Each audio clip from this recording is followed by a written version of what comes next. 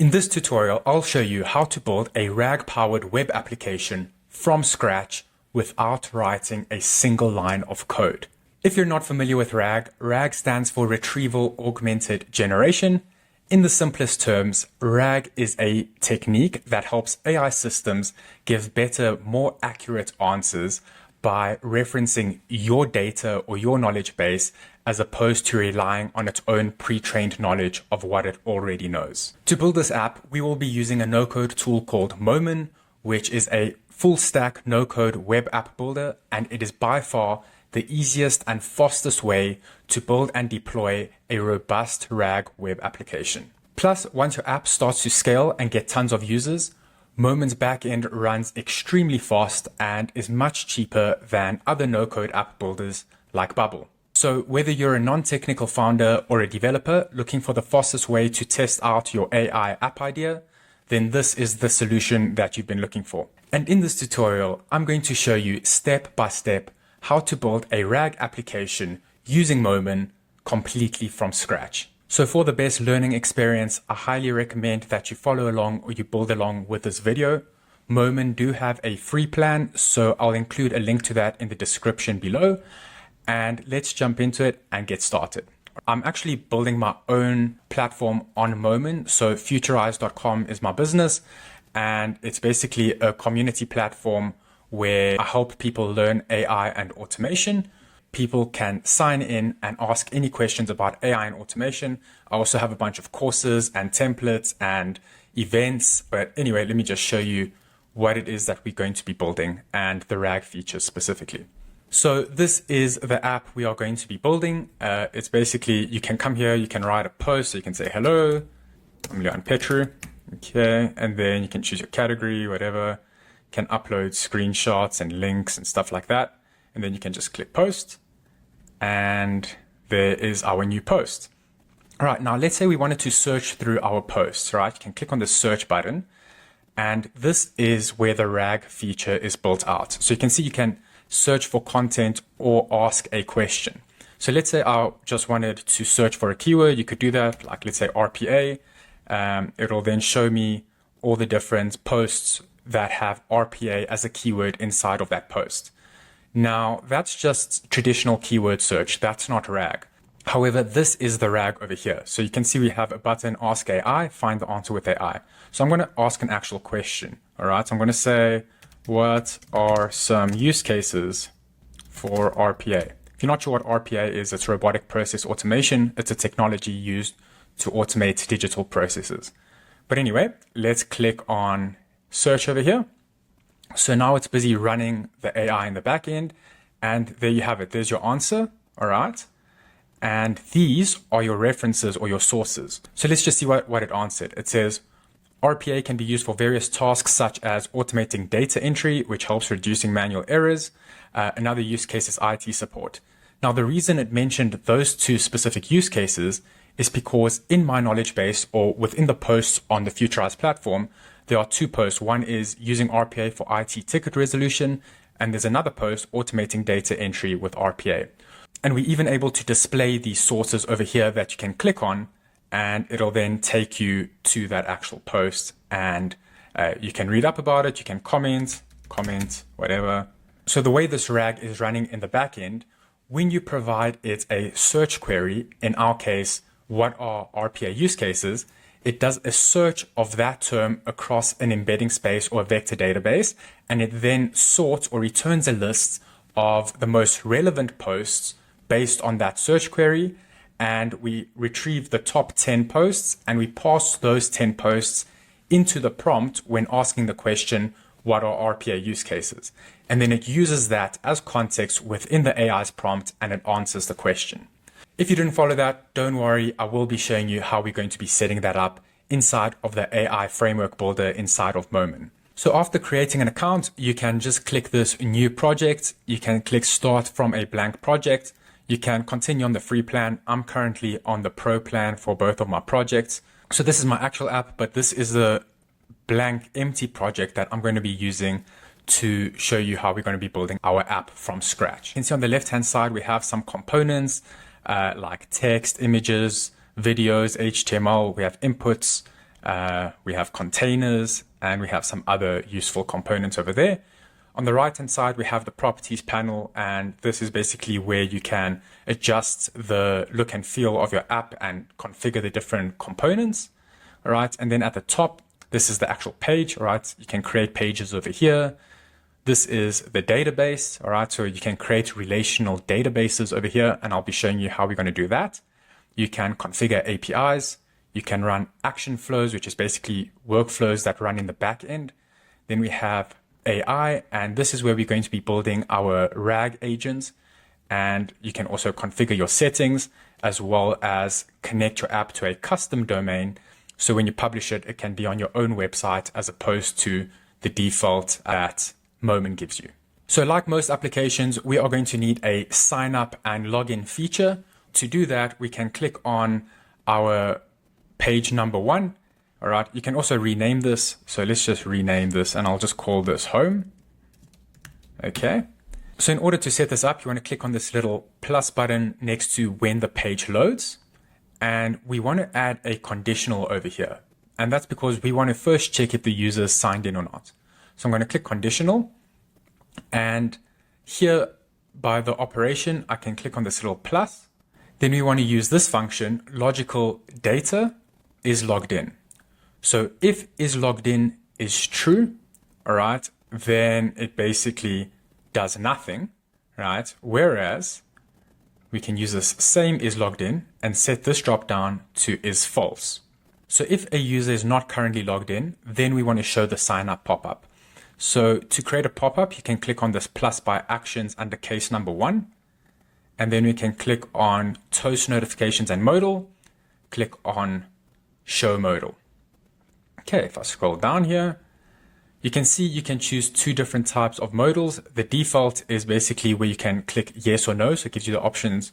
It's just a quicker way to build a modal where you just want to have a yes or no option.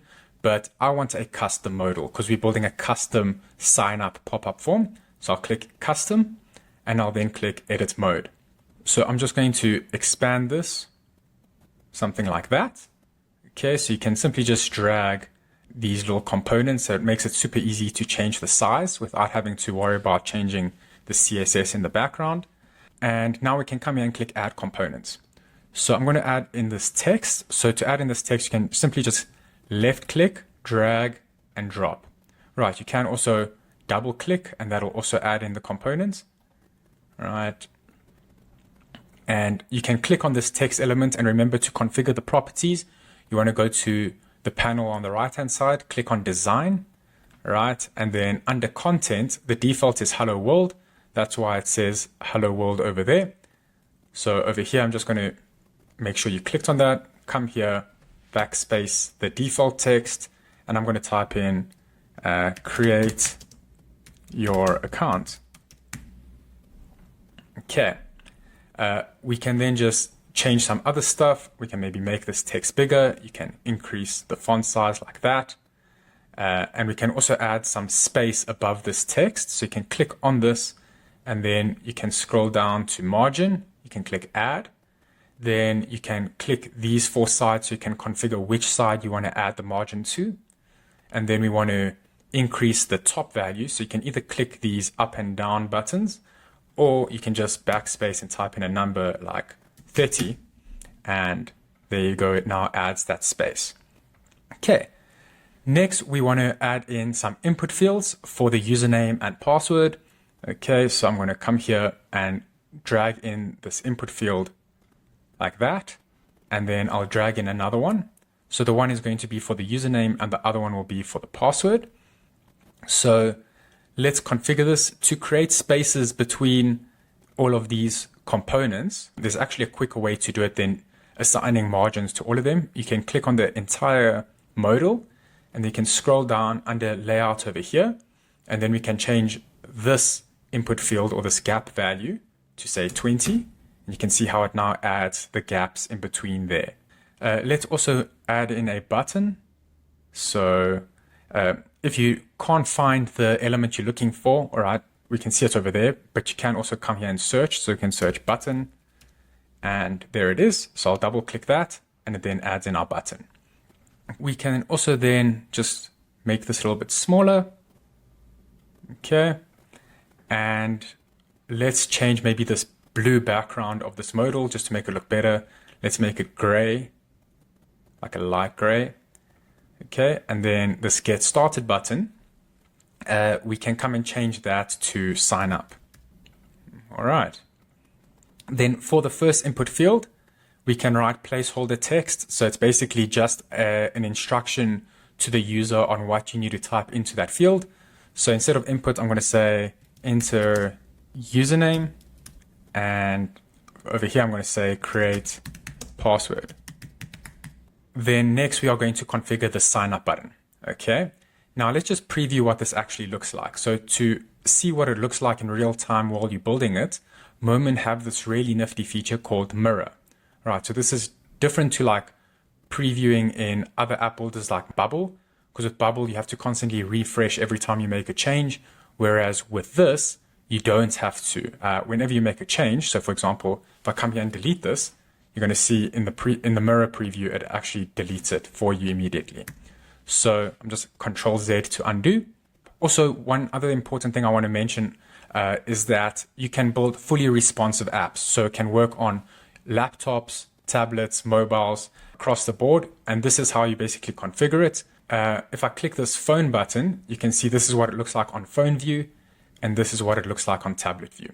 So on tablet, it looks fine. On mobile, we might just want to drag this a bit smaller, something like that. And there you go. Now it's fully responsive for mobile. Then we can come back to desktop and let's go and configure this sign up button. Right. So I'm going to click on the sign up button. Then the right hand side under action. All right. You want to then create an action when it's clicked. So you can click plus, and then under user actions, you want to click into there. You can see these are all the different registration or user actions. We want to use registration. All right. So this is to create an account. And then login is used to actually log in once you've already created the account. So I'll click registration, and you can see there's different ways you can create an account. You can use a username and password. You can use a phone number, or you could use an email address. So I'm going to use the username register just because it's the most simple to set up. You can also use this username register for emails. That's the way I actually do it in my application. You don't have to use the email action. So here under username, we can click on this little plus button, and we want to basically connect the value of whatever the user types into this enter username field over here. We want it to get passed into the username field over here. And then whatever the user types into the password, we want it to pass over here so that the account can be created. So in order to do this, you want to click on this little plus over there, and you can see there are different options you can click on here. In our case, we want to choose a value from an input. So I'll click on inputs, and you can see there's two called text input. All right. So now just looking at this, you're not going to know which one you need to click on. So it's actually best practice whenever you're building your application, you want to rename your different components so that when it comes to times like this, you know what components you need to select.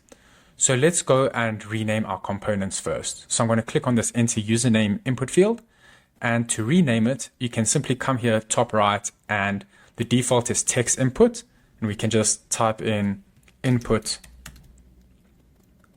username sign up. All right. Then we can come here for creating the password, and we can rename this enter password sign up. Cool. Now when we come back here to sign up, we can come click plus again, go to user actions registration, username register. Now we can click this plus for the username. We can select our input.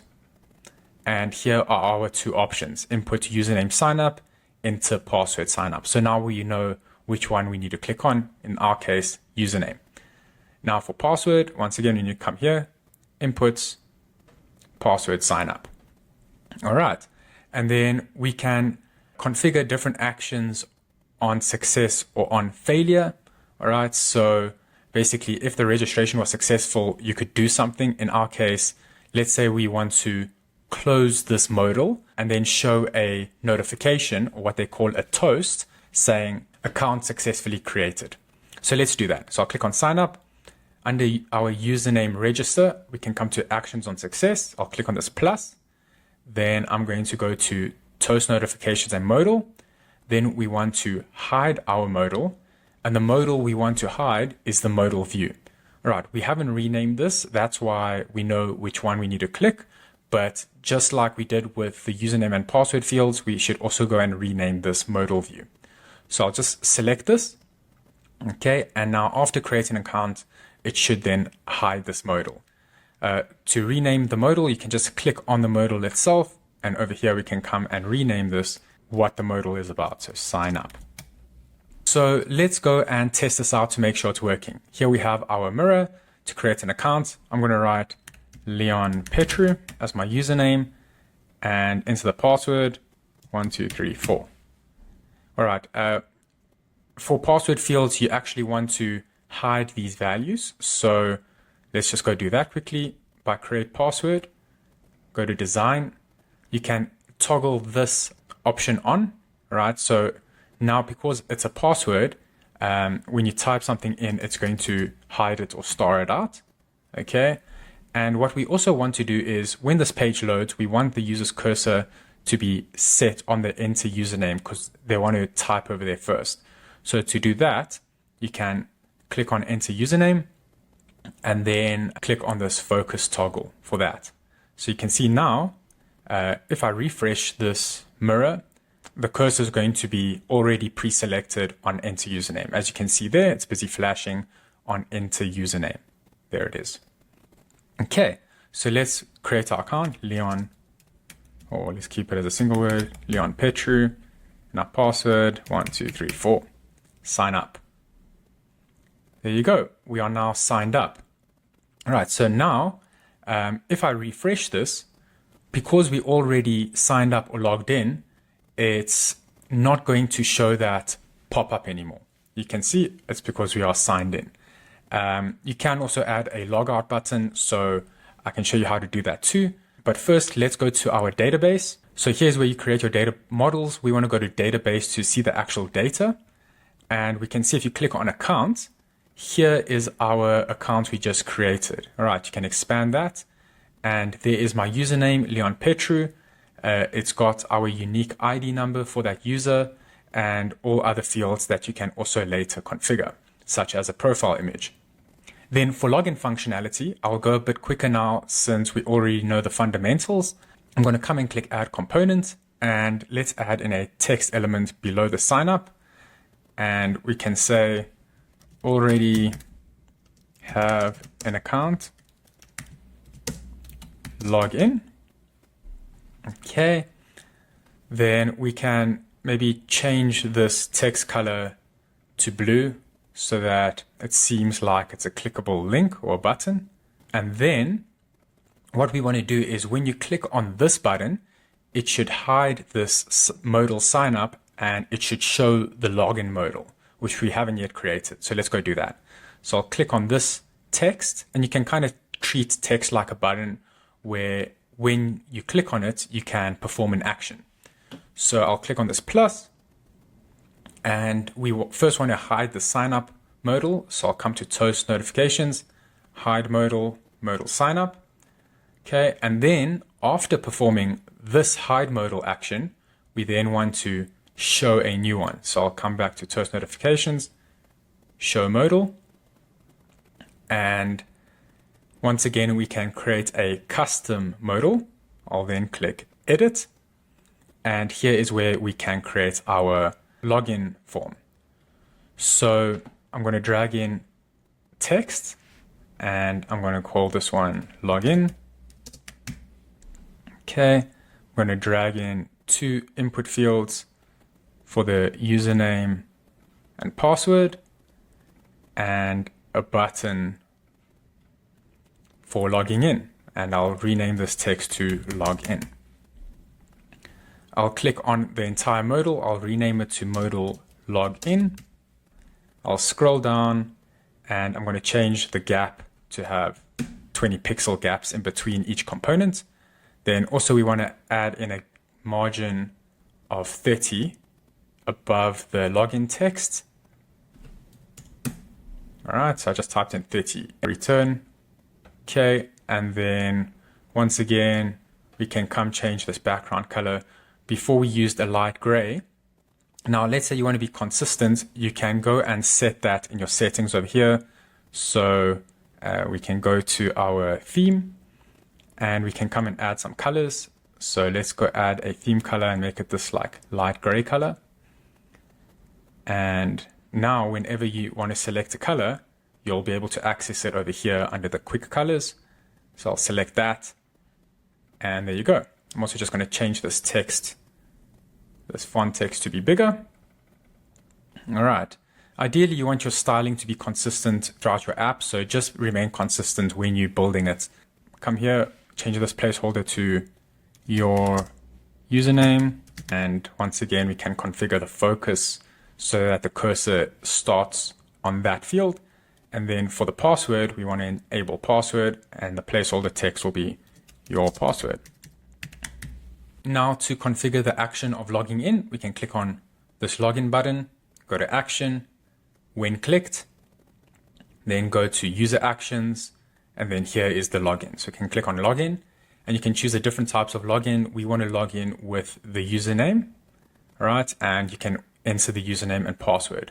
Remember what we said, we need to actually rename our components. So this text input needs to be email login. And then this one would be text input password login, so that we can differentiate between the sign up and login passwords. Okay, so back here for the username inputs, there you go. Cool. Once again, on success, we want to configure some actions. So we want to hide this login modal. So hide modal login. And we can also then create a toast saying successfully logged in. Show toast. And then you can write some text saying successfully logged in. All right, we could also go and create a toast for signing up. So I can click on this copy. So it's copied to clipboard. I'm going to go back here, go to our case one, show modal, edit. So now we should be on our sign up. And then after clicking sign up by username registration under actions on success, we can click on this paste button and then it pastes in that show toast. But we just need to then edit this because this is for signing up. So I'm going to say successfully signed up. Cool. Now let's go test out the login functionality. What we need to do is we actually need to log out. So I'm just going to click exit or escape on my keyboard. And I'm just going to add a little button over here just to log out, just so that I'm able to log out. And then the action on this log out button needs to be when it's clicked, we then want to go to user actions and then log out. It's that simple, nothing else to configure there. Right, so I'm going to click on log out. All right, so I have actually logged out, but I think you need to refresh the page. So I'm just going to add a refresh. Let's now try and log in. So I'm going to click on already have an account. So you see how it hid the sign up and it showed the login modal. Username was Leon Petru and the password was 1234. Now I'm going to click login. And there's our toast successfully logged in. Awesome. So authentication is now successfully set up. All right. You can also do some other fancy stuff like you can set up forget password. You can set up verification codes that get sent to you either by phone or email after signing up. But for the sake of simplicity, I'm going to keep the authentication just to that. Now that we have a user able to sign up and log in, I'm now going to show you how we can create a post. All right, so we're going to have posts that contain both a title and the post body or the content. Now, before you go and build anything out on the front end, you first want to go to the back end and actually create your data structure. All right, so I'm going to come to data over here. And I'm just going to close this for now, since we don't need the preview. And we have our data model where you can basically create your different data types, and then you can click on database, and this is your actual data. Now, you want to click on data model and then click on add over here. We are going to create a new model called posts. So I'm just going to type posts.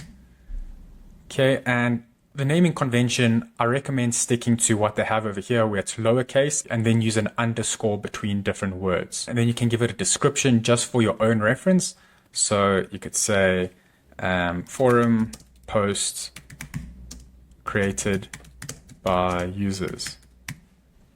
Okay, and then you can keep permissions turned on for all, and I'll click OK. So you can see now we have this data model, and if I click and drag, we should now see there is our posts. Now, what's important is we need to create a relational database, and that's because a post is, number one, it's created by a user, but also one user can create many different posts. So you want to basically connect the account and the post using a one-to-many relationship. So one being one account can create many posts. So the way you do this is just click on accounts over here, and then under relations over here, you'd want to click on this little plus. And this is how you can create a one-to-many relationship. So the target table, I'm going to click this drop down and select posts. Then for the relation type, you can either choose one-to-one or one-to-many. In our case, it's one-to-many. Then the relation name in the target table. Now our target table is the post table. So what is our relation name? We can just say, we can either write account, or you can write author. I'm going to write account. And then in the relation name in the current table, okay, so the current table is the account that we currently selected on. So the relation name there is the posts, because one account can have many posts, and you can click OK. Now you will see that it's added this one-to-many. So the account has this line connected 1:n, n meaning many, and then here is our posts. We should also add a value over here for the post, because this is just a default. So we have the account who created it. We also need the actual post itself. So under posts, I'm going to click on that. Then for columns, I'm going to click on plus, and I'm going to add a new column. And this is going to be the actual post underscore content. And the type, this is where you can choose the data type of this. So you can see you can choose, is it just plain text like a string? Is it an image? Is it an integer, which is a number? Is it a date, Boolean, etc.? So you file. So there's a whole bunch of different data types. In our case, it's just text. All right. And then over here, you can select required and unique. If it's a required field, meaning every time a new post is created, it shouldn't be able to be created unless this post content was added. So in our case, yes, it should always contain post content, or else there's no point of even creating a post. All right. And then unique, you can toggle this on if you want it to always be unique. In our case, we don't. The post can be written the same by two different people. This next part is very important. This is vector storage. Okay. And this is what allows us to actually build our RAG application. So that's because we're doing a semantic search over the post content. So by enabling this, all right, we can now use AI to do semantic searching across the database, and you can choose the AI model. So I'm going to click this drop down, and here is ADA, which is one of OpenAI's old embedding models. All right, so you can select that. You can also click here and add your own. You can choose the provider and select the model. All right, so for example, if you want to use one of the newer ones like text embedding 3 small and large, you can set it up here. But for sake of simplicity, I'm just going to use the default one that comes with Momen, which is this ADA. Where were we? We were in the database. We were trying to create a new post. Okay, I think I exited, which means we lost that. So let me just name this post content again. The type is text. Required is yes. Unique is no. And vector storage is yes. And select ADA. Then click OK. So now that we have enabled vector storage for post content, you can see that it adds this little ADA icon. You can hover on that and it'll tell you the name of the embedding model that you're using. You can always change the embedding model by clicking these three dots and clicking switch AI model for vector storage. And after adding a new one, you can select it over here. Cool. Let's go add in our post title as well. So I'll click plus, post title. The type is text. Once again, it's required, mustn't be unique. And we also want to use vector storage with the adder model. Click OK. Now you can see we get this message from Momen saying content has been updated and it can be synchronized online after the backend is updated. That's just one thing about Momen. Every time you make a change to the data model in the backend, you have to manually come and click update backend so that you can actually use these data models in the front end. Our data model has been updated. We can now come to our page here and I'm going to close this. I'm also just going to delete this logout button. We're not going to be using that anymore. Just click delete. All right. Obviously, when you do go and build out your app completely, you will want to include your logout button somewhere. Let's now go and add in the functionality to go and create a post. So similar to how we created a sign up, we're going to use input fields and a button. So I'll run through that quite quickly. We can start off with a container over here. So I'm going to drag that in over here. And this is basically, if you're a developer, it's called the div. If you're not a developer, it's basically just a container which holds all your other components or user interface elements. Okay. And then we can give this a name. So it's currently called view. So I'm going to call it view space, and then I'll call it create post. Let's add in a title. The text is create a new post. Then we'll add in some input fields. 1, 2. So that's one is going to be for the title and one is going to be for the post. And then we're going to add in a button. Here's the button. Let's go left aligned, right? Something like that. Make this smaller. I'm also going to increase the gaps. Use 20 again. I'm going to remove the background color over here. So to remove the background color, you can click this minus, right? And we can make these input fields bigger. The title can be longer. And for the actual body, you can expand it like this, right? So that they know they need to type more text for the body. I'll scroll down here. What you also want to do is you want to toggle on multi-line for this post. All right. So that allows you to write multiple lines as opposed to just a single line of text. All right. So for the title, we'll leave it as a single line. And for the body, it will be multi-line. So let's go preview this just so that we can see what we're actually working with. So you can see, first thing you see is on mobile view, this is cut off over here. So we're going to have to fix the responsiveness. But if I click here on the edge of this mirror and I can drag and I make this, desktop size. But what I would recommend is let's come to phone view and we can just click here and just change this view like so, and just change this title to fit and click and this body to fit within the mobile view like that. Then for tablet, we can do the same thing. Let's make this look better, kind of centralize it. That looks good.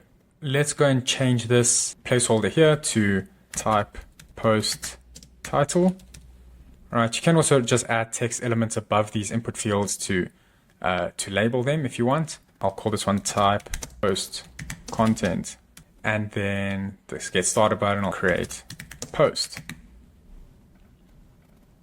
All right, so once again, we need to rename these elements. So text input, post title, and post content. All right, so now let's go and configure our create post button. So you want to click on that create post, go to action. When clicked, we then want to go to requests, and then data mutation. So this is how you make changes to your database.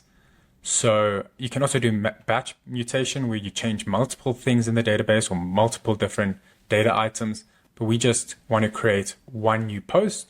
So we go to data mutation, and you can see these are the different things we can do. We can update an account, delete a post, insert a post, or update a post.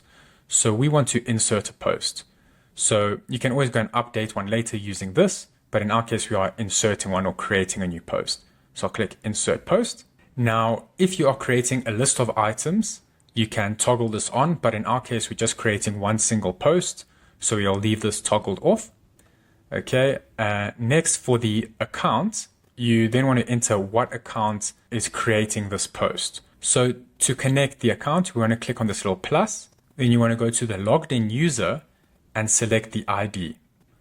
So that is now the account of the creator of this post.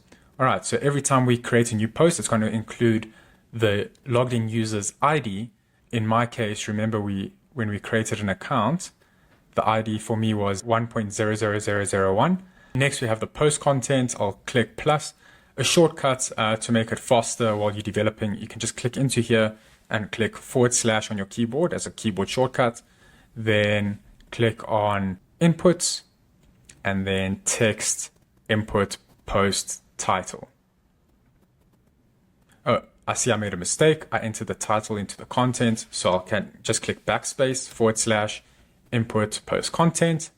And then over here, I put the title.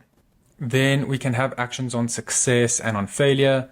Let's just go add a simple toast just as a visual representation that the post was created. So I'll say post created. You can also have actions on failure. So let's go do that. Show toast. You can say error.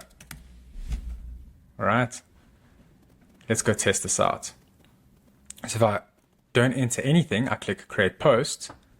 You can see we get a request validation error. It also has error over there. So we actually don't need this action on failure. So I'll delete that. Now it should just have the default one that it gives us. Cool. Let's go and create a new post. So I'll say the new post will be hello, and then the content will be I'm Leon. Nice to meet you all. Create post. And you can see it then says post created. All right. So usually after creating a post, you kind of want to clear this. All right. And I'll show you how to do that in a moment. But let's first go make sure that our data exists. So I'm going to come here to our database, go to our posts, and there it is. So I'll expand that. There's our title. Hello, I'm Leon. Nice to meet you. And this has now already been embedded inside of the adder model. So later on, when we get into building the RAG functionality, this will be super quick to set up. Cool. So back here, I mentioned that after clicking the create post, you want to clear these fields. To do that, after the successful action, you can click plus. And then under component management, you want to go to input components, and then you want to select reset input component value. Okay, and the value or the component we want to reset is the text input post title and the post content. So we'll need one for each. So I'll select post title. Then I just want to copy paste this. So I'm going to click this copy to clipboard. I'll click this paste. All right. And then I'll come here, open that, and choose post content. There you go. So now if I come here, hey again, Leon again, and I click create post, now you can see it successfully creates and it clears all the fields. Great. Now, the next thing we want to do is we actually want to display all of our posts over here. Okay, so to do that, you would use a component called a list. Let me just make this smaller. To get this out the way while you're building, you could always just make this smaller by clicking that little button. And then when you're not hovering over it, it's much smaller. So we'll just put this over here for now. Okay. Next, we want to add in that list. So I'm going to scroll down, and under containers, we have a list. So here we have just a single item, which was this div or this view. Next, I'm going to drag in this list just below it. I'm just going to maybe make this longer, more narrow, like that. The only thing you can edit in this list is the first component over here. So this is where we're going to actually show our post title and the post content. So to do that, we can come and drag in a text and drag and drop that into here. All right. And we're going to want two different texts. So in order to duplicate this, you can click Command D and that would duplicate it. You could also just drag in a new one. The first thing you need to do when you create a list is actually connect the data that you want to show in this list. So you can click on the actual list itself like that. Then click on data over here. And you can see you have two options. We can either use remote or local data. Local data is basically the data stored in the user instance, and then remote data is data stored in the backend or in the database. So we want to use remote data. The data model is the posts, and the request type, we can keep it as query. All right, and you can see there's a whole bunch of different configurations over here.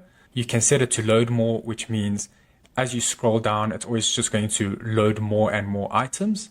Or you can disable this and you can configure it manually where you have like a button that when you click that, it loads more. And then you can also limit the number of posts. I'm just going to remove that so it actually displays everything. You can also add some filters over here. So if you only want to show posts by certain users or based on a certain date that it was created, you can create all those filters over here. Okay, we'll get into creating filters and sort later on in this lesson. But for now, let's go and configure the two values inside of this list. Remember earlier the hello world text, and now it's not showing anymore. So I'm just going to click on this blank container. I'm going to go back over here so that I can see my different components. And you can see on the left-hand side here, it does still exist. There's the text, so I can click on that. And you can see it just doesn't have a width and height, so that's why it wasn't showing. But these are the two different text elements. So once again, let's just rename this text title and rename this one text content. For text title, looks like I must have moved it or something. You can just drag and drop it like that so that now the text title is at the top. And we can then click this little plus, okay? And now to access the title, you want to go to in component data. Because we're on a list, you want each item within each of that list. You use the in component data, list, item, and then post title. And now it's going to display the post title over there. We can also scroll down, and because it's a title, maybe we make this medium, so it's like bolder text. And then over here for the content, I'm going to delete that and click in component, list, items, post content. Let's preview this and see how it's looking. All right, so there you go. We have our title and our content, and then there's our title and our content. All right, you can see it's getting cut off over there. So what I would recommend is click on this entire list and go to width, and then instead of 36%, set this to fixed at 600 pixels or something like that. Then we can click into each of these text elements and set the width to fit. All right, and also the width here, that's set to fit. So now that looks much better. Let's go test this out again. So I'll say, I have a question about RPA. What is the best RPA tool? And then I'll click create post. All right, so after creating the post, it should refresh this, okay? And you can see it's currently not. So you actually need to configure that refresh list. So to refresh the list after creating a post, you want to click on your create post button and then open the under insert posts on success. You want to add another action, and you can also search for different actions. So I'm going to type refresh. Okay, and you can see these are the different actions we have. We want to use this entire refresh, okay, and then we'll select the component. So refresh, add refresh target, select the target. On the home page, here's the list. We should probably rename the list as well, but we only have one list for now, so that's fine. So now, after creating a post, it should refresh the page or refresh the list and then show the new value. So I'm going to say, how to fix this bug. And I'm going to click create post. And you can see how it immediately added in that new listing. All right. So I've shown you how to build the front end. Let's go add some dummy data into the back end so that while we're building out the RAG features, we actually have some data here to work with. So to do that, you can go to data over here and go to database. And let's go add some data. I'm just going to close this mirror. And you can see here we have this button, import data. All right, you can also export all your data. Once you've collected some data and you want to do some data analysis or whatever the case is, you have the option to export the data to an Excel or a CSV. Let's go to import data. Okay, so you can see you can upload a .xls or a .xlsx file. This is it. We have post titles, we have post content. This is just dummy data generated with ChatGPT. We have the post category. All right, we could also create that as a field. We have the author ID. We have the data was created and we have the username. I'm going to come here, browse, and select the Excel spreadsheet. I will include this Excel file as well as this template that we're building inside of my free Futurize community in the description below. I'll run through this quickly.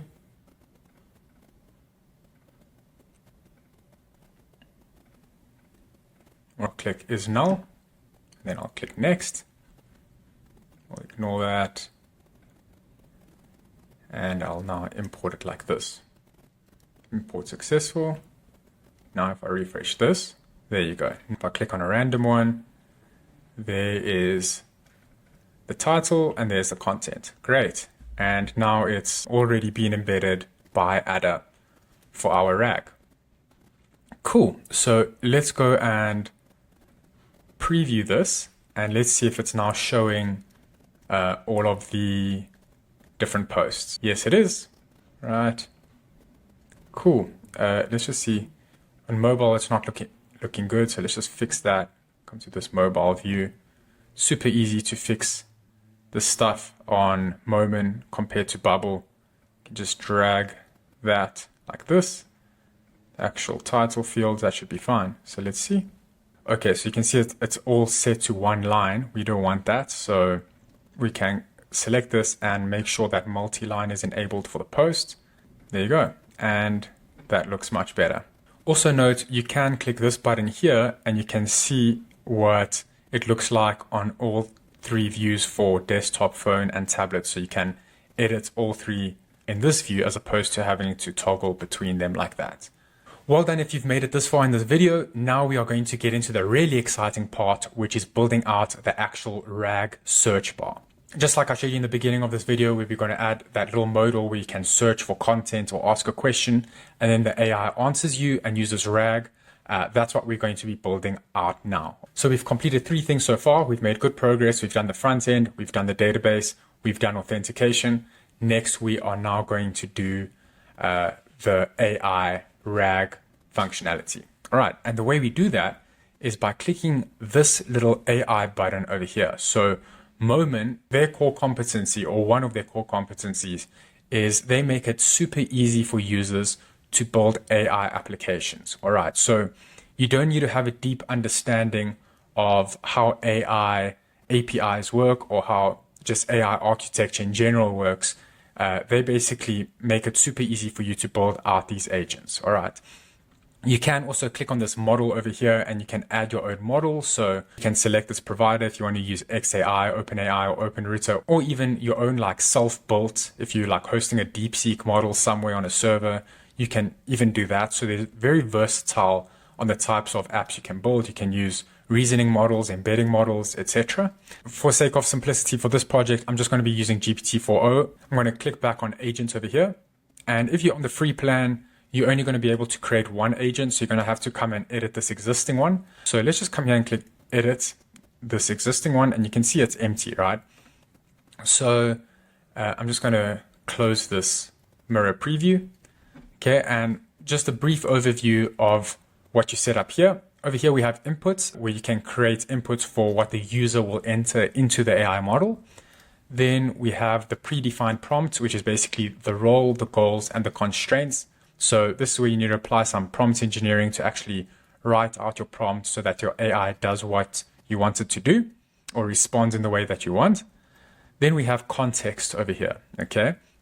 Now you can provide context to the AI in two different ways, or three different ways actually. The one is directly connecting to your database that you have in Momen, right? You can also connect to data via API or third-party APIs, or you can upload files. So you can click that and upload some PDFs or different data. For this project, we're going to be using data, all right? And I'll be showing you how we're going to be setting up the RAG functionality over here. Then we have some tools over here. And this is actually really cool. How this works is the large language model will autonomously decide whether to use the tools and actually use them. So basically you just configure the tools here, and then you basically tell it in the prompt, these are the different tools I have, just by literally mentioning, I have an action flow named this, or I have an API called this. And basically the AI will decide if it needs to actually trigger that action flow API or agents based on its own intelligence. So I think that's quite cool. So that's a really nice way to build AI agents. Right. And then lastly, we have outputs, and you can either output the text as just plain text, which is just a simple raw text response, or you can have structured outputs, which is actually best practice when building applications. Usually it's more reliable to use structured outputs than to use plain text. So for this project, we will be using structured outputs. Okay. Notice that it also requires you to update the backend when you make changes to your agent. All right, but let's go and set this up. All right, so first things first, we want to rename our agent. So it's currently called agent 1. I'll double click that. I'll call it RAG, or maybe I'll call it post RAG. All right, because it's doing RAG on all the posts. Okay, next we have the inputs. I'm going to click add, and we want to give it a name. So this is going to be the user's query or the question. So I'll say users or user question. All right. And the type here is just simple text. All right. Because the user is going to type in text, and that's going to be the question. Now, if you had multiple different types of inputs, you can always click add here and configure them and select the type here. I'm going to delete this since we only have one. Next, we want to define our role. So it gives an example. So it says you're a title generator for written work. I'm going to say you're a forum Q&A assistant, right? Whatever your use case is, just make it hyper specific and your responses will be much better. All right. Next, for the goals, I'm just going to copy paste the goals that I used in my previous project. So here it is. I say follow these steps and answer the user questions, analyze the user's question for intent, return all relevant post data in the post lists that are useful in answering the user's question. All right, let me just write that out better. Relevant post data. Okay, then I'll just delete that. I'll say answer the user's question. That should be good enough. And then I have here user's question. These hashtags, that's just some prompt engineering just to make it obvious to the AI that, this is an important part it needs to look at the user question. And then I'll put a line break, and then I'm going to include this user question. So I'll put / and I'm going to go to input and then select user question. So now whatever value is entered into the user question field, it's going to be passed into the goals section of the prompt. All right. Next we have constraints. So I'll copy that from our previous project as well. There it is. Follow the given steps one by one. Avoid unnecessary words. Do not repeat the user's question. If the user requests further research, replan the keyword list based on the found post. All right. We're not using keywords, so I can delete that. Only reply with information relevant to the question.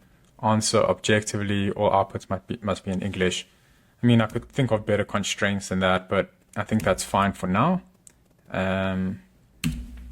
Okay. Next, we have the context. We want to configure the data. So you want to click on data over here. And now this is a very important part because this is how we actually do the semantic search. So you want to select the data table. So in our case, it's posts. Next, you want to click on this little filter button. Okay. And then over here on the right-hand side, we want to come to sort over here and click on add. Okay. And what we want to do is we want to click on this drop down and we want to sort by post content. All right. And now this is where you can sort either by ascending or descending. That's by creation date. Okay. Now, if I click it again, it's going to be descending. If I click it a third time, now it says vector. And this is kind of how the RAG comes into play because it's doing a semantic search over a specified keyword. So in our case, we want to search over the user inputted question. So I'm going to put / input user question. So this question will also be vectorized and will then basically do a semantic similarity check in the background using the adder embedding model. And you can choose either Euclidean or cosine. I recommend cosine for search operations like we're using.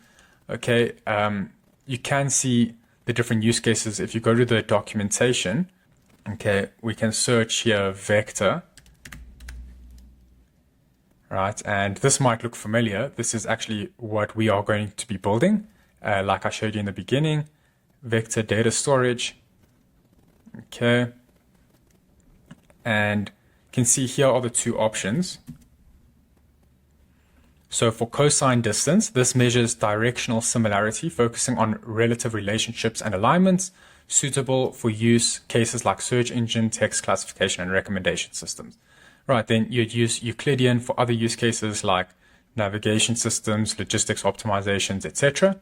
All right, so since we're basically building a kind of like a search engine where you're searching for different posts and sorting them, that's why we are going to be using cosine. Now, we can also have a secondary sorting. So after sorting by content, we can also sort by the post title, right? Make sure that's also set to vector, cosine. Once again, include our user question. Okay. Next, we have this limit at the top here. All right. If I disable this, it's going to return every single post that we have in our database and include that inside of the prompt for the AI to answer the question, right? But we don't want that. Number one, it's more expensive because it's using more AI credits. But secondly, we only want the most relevant details inside of our prompt. So by limiting this, by toggling this on, it's going to limit after this sort filter has been done. It's going to take the top 10 posts that have been filtered out based on semantic similarity. Okay, so you can change this number to whatever you want. Like if you want more context, you can have maybe like the top 20, something like the top 20. I'm just going to leave this to 10. So it's only going to take the top 10 most relevant posts and include that in the prompt when answering the question. Like if you've ever needed to build out a custom RAG agent with Python or using LangChain, you'd know what a nightmare it could be to actually, build this out from scratch. Whereas Momen make it super simple for you. Just a few clicks in a no-code dashboard and you're able to actually build a RAG application. Another important thing you want to do is you want to make sure you clicked on post. Only toggle on the fields that you want the RAG to actually look at. All right. In our case, it's just posts. If you have like comments on those posts and you have like another field called comments, you'd also want to enable that because now it's got the answers to the questions. So it'll just make the search feature a lot better. Okay. Then you want to come here to these fields on the right and just disable the fields that you don't want the AI to look at. For example, the created date isn't necessary. All right. The account of the user who created it isn't necessary, but the post content and title is. All right. In general, the post ID wouldn't necessarily be important for the AI to know in order to answer the actual question. But because we're going to be using structured outputs later, we want the ID as part of the output. So we want the AI to actually know what the ID is so that when it returns a list of all the posts that are relevant to us, it includes the post ID. So I'll leave this checked. The next thing you want to do is you want to click on this little speech bubble, say under post title, and you can see here it gives you the opportunity to describe to the AI what this field is about. All right, so this isn't just for you as a developer for understanding what this field is about. This is actually passed into the AI model as a description. Title of what the post is about. Okay. And then the post content. This is the actual body or content of the post. And then the ID, you can say this is the post ID. Authentication number, put ID. Cool. Now that we have that configured, we can scroll down. Under tools, we don't need to set anything up here. If you're building an AI agent that you want to trigger certain action flows or APIs or agents, you can set that up here. For example, you click plus, and then you just select the agent name, or you click plus and select the API. We haven't connected any of those, that's why it's empty here. Then if I scroll down, now we want to change from plain text to structured, okay? And over here, we can now create what we want the output to be from the AI. It's going to be a structured output, which is basically, it's going to be a JSON structure that we can then use in our front end to basically display the response from the AI model. Note, we also have this debug on the right-hand side over here. So you can always test this out. So let's just keep this on plain text and just see what happens. I'm going to write a question. What is RPA? Start conversation. And there is our response. Okay. So notice how it gives a response. It answers, so it says the user's question is asking for a definition. That's where it's basically now following our instructions here of analyzing the user's intent under number one. Then number two, it's extracting the relevant posts with a post ID. Notice how I can access that. And look how it's working. What is the best RPA tool? Because we mentioned RPA. So look how these posts contain RPA, which is great. Okay. And then thirdly, it answers the user's question, and then there's the answer. Now, because the response was just plain text, this isn't a reliable structure that we can use in the front end to always display our response in the same format. So for example, if we want to display all the posts in a list, we want to use structured output so that each item in the list is a different post. And that's how we're going to be setting it up. That's best practice. Now, every time you run an AI agent, it does cost you AI points. So you can see I've got over 6 million credits here. If you run out, you can always come here and click recharge, and then you can, toggle this number and you can buy some AI points. Okay. And then you can come here. You can also change the AI model that you're using. So currently we're using GPT-4 mini. I'm going to change this to GPT-4o. Another nifty feature that Momen provide you is a calculator to see how much your prompts are actually going to cost you, which is quite nice. Over here, you click this little point calculator and you can upload an image and it'll tell you how many tokens, input points and output points it is. And then over here, it compares the points to the tokens and you can choose your model here, etc. Right? So I'm going to come here to text and just show you, like, if I use GPT-4o and you just write some random text, okay. Here it's 76 characters, that's 41 tokens, that's OpenAI tokens. And then the points, there's 172 Momen AI points, and then 517, it estimates that's how many Momen AI points would be in the response. Now, let me just show you how to configure the actual large language model that your RAG agent is going to be using. Okay, so we have name over here. This is where you can choose. You can either use GPT-4o mini. This is a much more lower cost and much faster AI versus GPT-4o, all right? But GPT-4o is the smarter of the two. So if you're relying on intelligence by your AI, then go with 4o. If it's a very simple task, then go with 4O mini. Okay, so I'm going to go with 4O. Next, you want to set your temperature, which is a value between 0 and 1. I don't want to dive too deep into the technical details of how these large language models work, but basically by setting a temperature of 0, the response would be more accurate. All right. So basically for more discrete kind of tasks where like there's an exact answer or output, you'd want a temperature of 0. Whereas for more creative tasks like writing, you'd want a higher temperature like 1, 0.2. I think that's a good number. So it's still creative when answering the question, but still accurate in terms of interpreting the prompt and answering the question. All right, so next you can choose max number of rounds. So this is basically how many times this question or this prompt is run in the background, and then it gives the best answer based on all of those. I'm going to change this to 1. All right, and you want to change this to 1 just to save on costs. All right, the higher this number, the more AI points you're going to be using. Okay, and then the max tokens per round. This is basically the token response from the LLM. All right, so if your response needs to be very large, you want to kind of set this to a high number. If it needs to be short, you want to set that to a lower number. But usually just leaving it to 10,000 is good enough because the AI is usually smart enough to know how long the response should be based on the prompt. But I'll just leave that as is. Next, if you ever uploading images into your prompt for image processing, you have simple and detailed.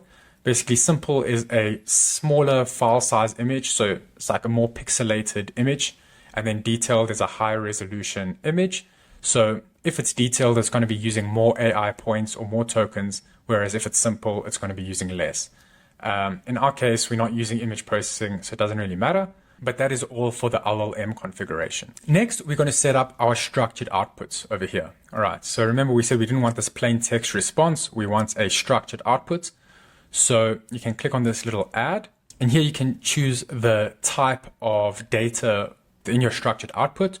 So we want an array of objects. All right, so here we have array, okay, and the array we want is an array of objects, okay, and that's because this is going to be returning the most relevant posts. We kind of want to display that in the front end. That's why we want to include this in the response, and we can call this post list. All right, and I'm calling a post list because that's what I referenced over here in the prompt, post underscore list. There's post list, I'll click save. If you always wanted to return data in this array, you would want to toggle required. But in my case, sometimes the user will ask a question and there are no relevant posts that have been asked on that question. So you don't want to show anything if there aren't any relevant posts. So I'll keep this optional and not check this box.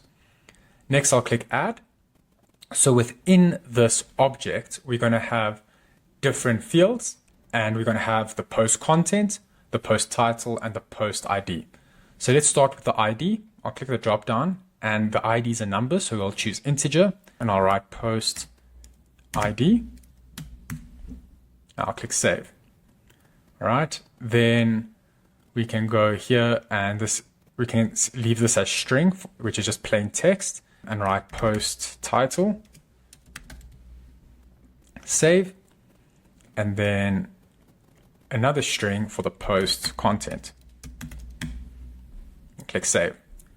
Right, now whenever an array object is created, we want it to always include all three of these. So I'll click required, required, and required.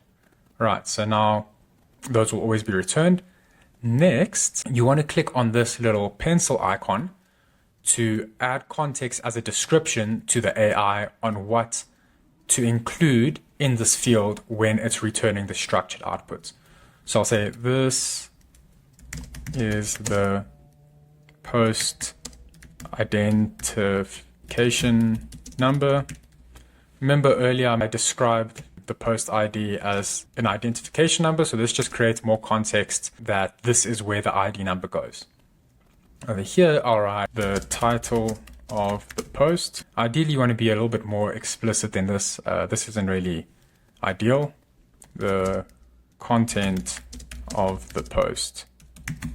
All right, next we're going to add another item. So this is the array. then part of the original object, we're going to add the actual answer. So the answer is also just going to be a string, and we'll call it answer. Let's be consistent with the lowercase. So how do I edit this?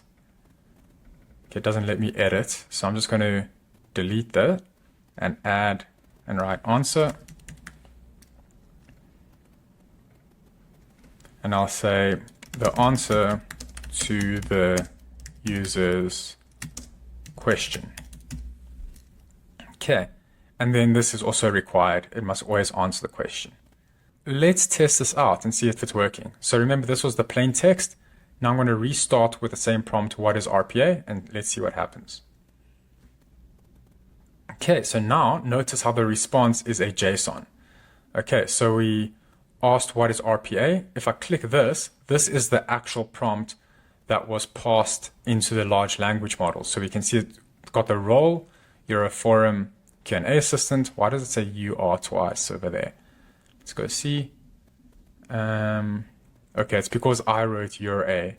So now that we know that they prefixed this with you are, I'm going to just remove this and say the role is a forum Q&A assistant. So now when it runs, it's just going to say you are a forum Q&A assistant. Then we have goals, right? There's our goals. There's our user question. What is RPA? That was passed in from our input. The context over here, this is the JSON from the database of the top 10 most semantically similar posts from the database, from the post database. Then we have the constraints. Okay, that's our constraints over here. And then over here, it's telling the AI respond with a valid JSON, and then it gives the structure based on what we created over here. Okay, and there you go.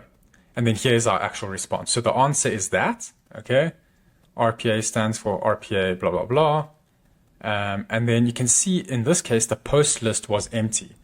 And the reason it's empty is because it's not because there aren't any posts about RPA. It's just there aren't any relevant posts that have got to do with the question, what is RPA? Whereas if we ask a question like, what are some RPA use cases, like we did in the beginning, are some RPA use cases, this should include some responses in the post. So let's check. So I restart that, and you can see now this did work. So it's got our answer over here, and then there is our post list, which includes our post ID, the post title, and the post content. All right, and you can see there are the two different posts, the two different objects. All right, so that's the one object, and this is the other object in the array, and that's the array. Cool, and that is our actual AI generated answer. Now, if I scroll up here to the prompt, you'll see now it says under the role, you are forum, let's just add the word a. Final finishing touch, you are a forum Q&A assistant. The next step is to actually display these responses in the actual front end of our application. All right, so that's what we're going to be doing next. We are going to set up the little search bar where you can ask a question, and the AI will then answer the question and show the relevant posts that then get displayed.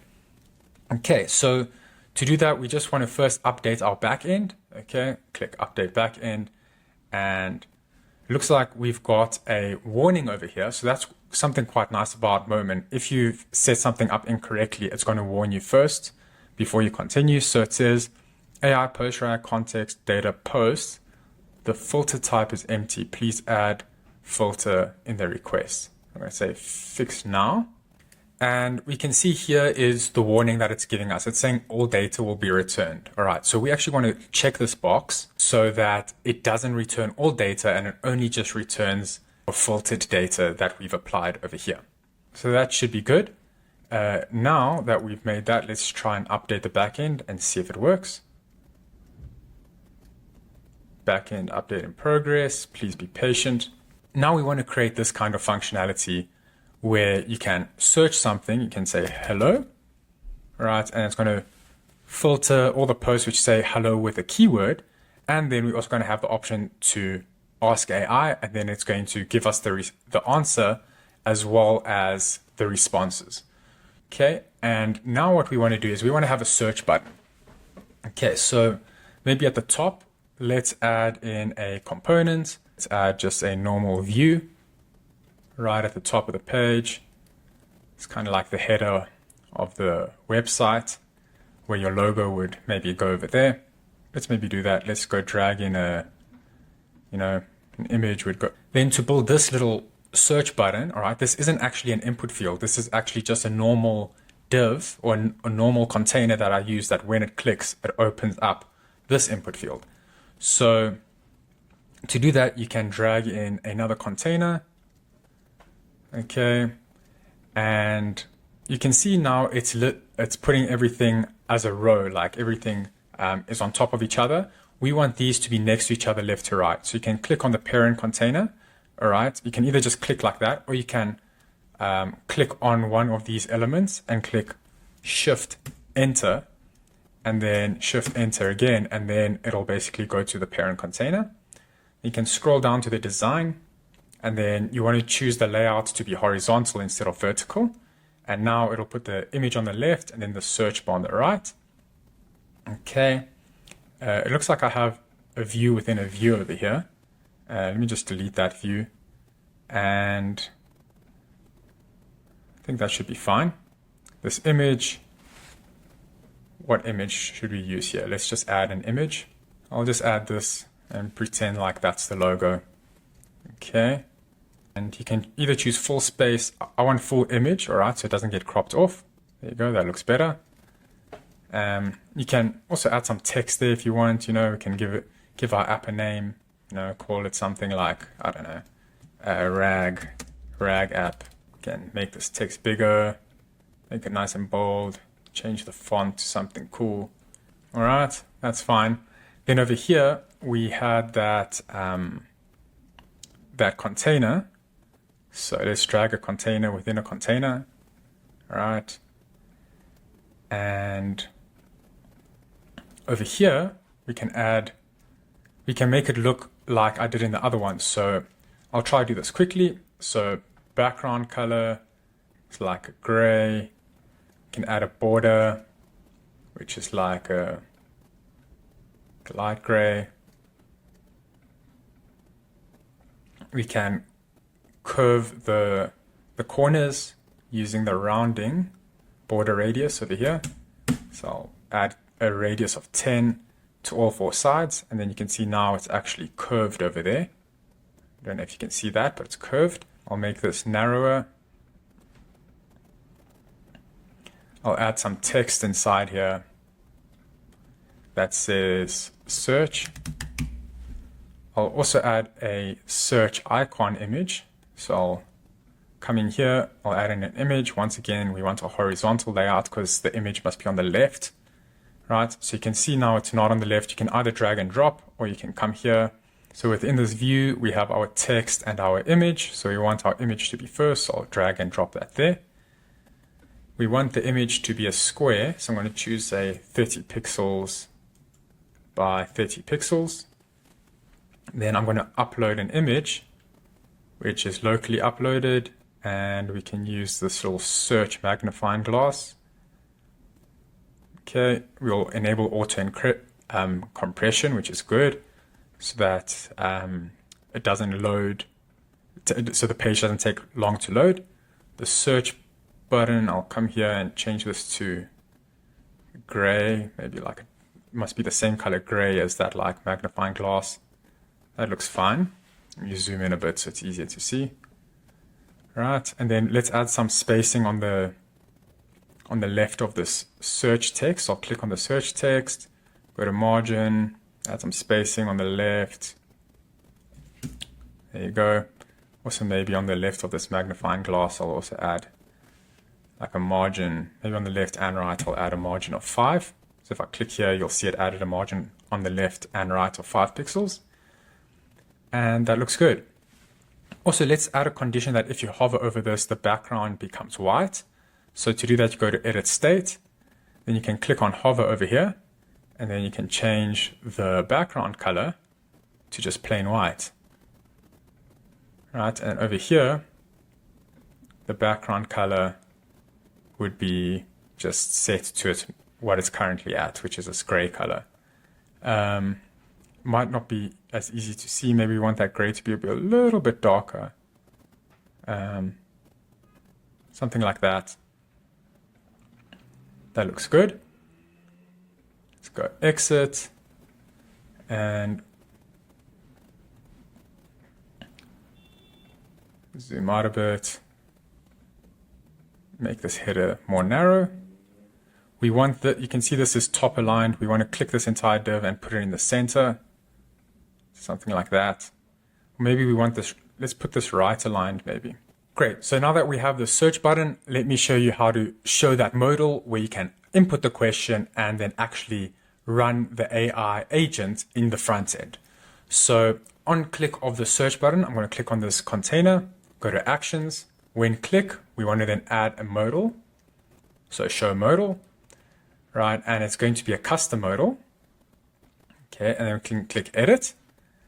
And we can make this about that size. Okay. Then at the top, we want our search field, which is going to be an input field, which is going to be just this text input. You can drag and drop that and can make that fit nicely. Okay. And you can even set this to the width to be 100% of the size of the modal. Then for the input or the placeholder text, you can say search content or ask a question. Okay. Then that'll just be plain text. We can even focus this so that the cursor is selected on this field once it opens. Then over here, we're going to have the button to actually ask AI. We can make it all pretty like before, but I'm just going to keep it simple, right? I'm just going to add this text, this button, okay, which says ask AI, okay. And I'll just add some margin above that, just so it looks a little bit nicer, 10 pixels, okay. And now when you click ask AI, what it must do is it must then run our post-RAG agent and then display the answer over here as well as all the references. So I'm going to click on Ask AI. I'm going to go to Action. And then when it's clicked, then over here, we can go to the AI section and we want to choose this Start Conversation. All right, so I'm going to click that. Then in the Select AI dropdown, you want to choose our agent we just created, which is post-RAG. Okay. And you can see now it gives us the option to enter the user question. And this, remember when we created our agent, we had our user input. That allows us in the front end to now pass in a value that the end user of the application actually pass into this AI model. So in our case, it's going to be what is typed into over here. So I'm going to say text input search bar. Okay, so back here, I'm going to click /, go to inputs, and then text input search bar. There it is. So I'll select that. And we can also toggle on this that loading spinner. So it'll show a little loading thing when the AI is busy running. You can disable that if you want. I'll keep it enabled. I kind of like it. And then on success, right? And this is important now. This is where we get the actual response. On the success, we want to then set a page variable value to the response of the AI. All right, so we need two things. We need the page variable value, and then we need the actual response. This is how we can do it. We can click escape on your keyboard, right, and go back over here and make sure you are selected on your home page and then on your desktop. Then go to data over here. And you can see here, you can create something called page variable. So these are basically like, it's a custom state. It's a value that gets stored in your browser instance. So if you refresh your page, that variable is going to be lost, Whereas if you don't refresh your page, you'll be able to always access that variable. So because the answer isn't something we're storing in the database or anything, we just need to store it somewhere temporarily. So in our case, we're storing it as a page variable. Okay, so I'm going to click plus, and then I'm going to give our page variable a name. So I'm going to call it AI answer. Okay, and that's going to be the text. So it's just going to be text. Is it a list? In our case, no, it's not a list. All right, it's just the text. You can give a default value, but in our case, we don't have a default value because the answer is always different. Now we need to go back to that modal, click on the search button, and go to show modal, edit. After Ask AI is clicked, when success, all right, so after running this post to RAG, when success, we want to go to app and page management, and then we want to set a page variable. All right, and the page variable we want to set is, we go to the target, is our AI answer. That's the variable we just created. Okay, and then the action we're going to assign is the value. Okay, and over here, this is going to be the response we got from this. So to do that, you click this plus, and then you click on result data, post RAG, and then data, and then answer. All right, so notice how there's also a post list over here. Okay, we'll get into that now. The reason it's not selectable is because it's only looking for a text string. This is a different data type. This is like a list. I'm going to click answer, and there you have it. All right, so now we have our value over there. Next, I'm just going to add in a text component to show that page variable. So below Ask AI, I'm going to drag in this text element.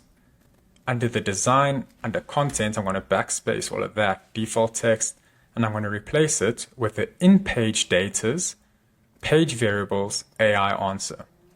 So that's now going to display the answer on the current page. So let's go test out if this is working. So I'll come here, I'll click search, and I'm going to say, what is make.com? And I'm going to click Ask AI. Let's see what happens. All right, so it looks like it worked. It's just a bit of a formatting issue we have here that we just need to make sure everything fits within this modal. But there you have the AI answer. All right, answering the question. So let's just fix that formatting quickly. I think if we come here, instead of saying width fit, let's change this width to 100%. All right, so now if we search a question, hello. It's not a question, but let's just see what it says. Hello, welcome to the forum. Feel free to introduce yourself. Okay, notice how it has this ellipsis at the end there. We want it to continue writing no matter how long it is. So we just need to come and configure this multi-line to on. Search something again like, what is the best LLM? Now ask. There you go. So you can see now it's got multi-line. Maybe we can just like left align all this text so it's not centered. But that's always stuff you can go and fix later, but you would just left align it like that. All right, great. So now that we have the AI answer, let me show you how to actually show posts that are relevant. Remember in our AI agent, we had this configured to return an object of this post list. I'm going to show you how we can display that in the front end. All right, so it's a little bit tricky because what you need to do is you kind of need to filter a list by a list of post IDs. So first things first, you want to come and create a new page variable. And I'm going to call this AI returned posts. Okay, then this is going to be an integer, all right? And then is it a list? Yes, it is a list. And then is it unique? We can say yes, because it's only, we should only ever return one unique ID. Well, each unique ID is unique by default, so you can't have, it shouldn't return two of the same unique IDs. It shouldn't do that as it is, but just in case the LLM makes a mistake and it returns two of the same unique IDs, at least it'll be filtered out like this. Okay, cool. So now we have our AI returned posts. Next, we can come back to our modal. Okay, so here we have our AI answer. I'm going to add a new component below this, and I'm going to add a list, all right? And the list is going to display all of our different posts. Okay, so I'm going to click on this list. Data, the data source is remote. It is our posts. And then what I'm going to do is over here under filter, I'm going to create a filter. I'm going to click plus, and I'm going to go to the ID needs to be in, is in, and then over here, it must be inside of our page variables AI returned posts. All right, so then what we want to do, we can either display all of them by removing this limit or just limit it to maybe like the 4 or 5, let's say maybe the top 3, limited to the 3 most relevant posts. All right, let me just make this smaller. I'm also going to disable this load more, so you can't load more. So it's only just showing the top 3 ever. All right, but you can configure this however you want. The design, I'm going to go and change this height to fit the height. And then the height of this entire modal, I'll also set that to fit the height of the entire modal. Okay. And next thing we need to do is actually assign the values. After the AI runs, we need to assign the page variable for the AI post. So I'm going to go to Ask AI, and then here we first set the AI answer page variable. We now want to click plus again and set another page variable. But this time we're setting the AI returned post variable. So you can either assign, append, or remove. We are going to assign a list of IDs. So I'm going to click plus, the result data, so the result from the post rag, the data, and then the post list. Right, and now you'll notice that it's highlighted in red like an error. It's also giving us an error there. You want to click into this and then select the element that you want to map. So in our case, it's the ID. Because remember, we're filtering by ID. And then I'll click close. And now that error is gone. Okay, so now what's going to happen is it's going to, this list now contains all the data from the page variable of the post that the AI returned, but we still need to actually show the text within this. So let's say we just want to return the titles. All right, we can just come here, drag and drop a text element. Instead of hello world, we'll backspace that and insert the in component data's lists, items, post title. Okay, and let's maybe left align this, maybe make it a bit smaller, fit to height, something like that. Cool, let's test this out, see if it's working. So it looks like it's got the answers from the previous run over here. Okay, so what we should also do is every time we click the search button, it should refresh the page variables from the previous run. So by action, before the show modal, you want to come here and go to set page variable, drag that above the modal so it shows before, so this happens before the modal actually shows. And the AI answer, we want to assign a constant data value, which is just null. So the answer is now going to be null. Then we need to do a similar thing. I'm going to duplicate this, paste it in, drag and drop it there. Instead of AI answer, it's going to be the AI returned posts, and we're going to assign constant data an empty array. Okay, it's kind of like saying null, but that should work fine. Okay, now when we click this, there you go. Now it didn't show. Are there any posts about Zapier? Question mark. All right, ask AI. Let's see what happens. There you go, it worked. So here we have our answer. There's several posts about Zapier discussing topics, blah, blah, blah. Then here are the 3 posts that have Zapier, or the top 3 most semantically similar to Zapier. And it's probably because it's starting with the word Zapier. All right, the last thing I'm going to show you is a way to make these items or the source is clickable so that when you click it, it's going to filter the actual search results. So what you can do is we can add a click condition and save the ID of this specific post to a page variable. So what we need to do is we need to go create a new page variable called selected post. Okay. Then we can use an integer type since we're going to be using the ID. All right, and it's not a list because we're only selecting one specific item. Okay, selected post, that looks good. And then back over here, when post title is clicked, we want to assign a page variable to the selected post, and we want to assign the in-component data's lists items ID. All right, so now the ID of this specific line item will be saved to the page variable. After we set the page variable, we then want to hide this modal. So the modal we want to hide is this modal view. We didn't give it a name, we probably should. Modal search. Okay. I'll close this. And then on this list over here, we're going to apply a filter. Okay. We basically want two conditions. One when there is a term that's been searched and one when there isn't.